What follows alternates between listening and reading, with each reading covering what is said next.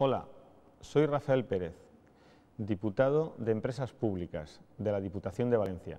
Bienvenidos a la sede electrónica de Imelsa, a nuestro nuevo portal de Internet. Imelsa, la empresa de la Diputación de Valencia destinada a la promoción y creación de empleo, ha hecho un nuevo gran esfuerzo al implementar esta página electrónica que, como verán, está pensada exclusivamente para servir. En esta web se desarrollan todas las nuevas posibilidades de gestión que la evolución tecnológica permite en este momento. Se trata, por ejemplo, de la factura electrónica, una prestación digital que agilizará el pago a nuestros proveedores que como nunca se había hecho hasta ahora en España.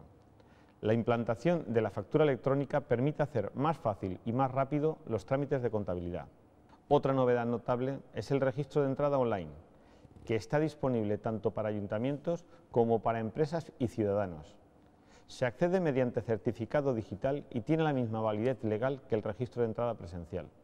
En estos tiempos en los que algunos cuestionan el papel de las diputaciones, no hay mejor forma de aclarar esas dudas que ofrecer más y mejores servicios desde esta institución.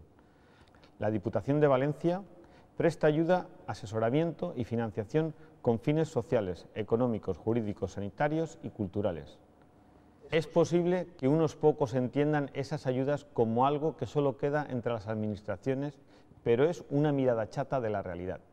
La realidad es que la Diputación, su gestión, sus ayudas y su asesoramiento suponen un ahorro del gasto público, algo que se traduce en un beneficio clarísimo para los ciudadanos, que es lo que más nos preocupa y nos ocupa.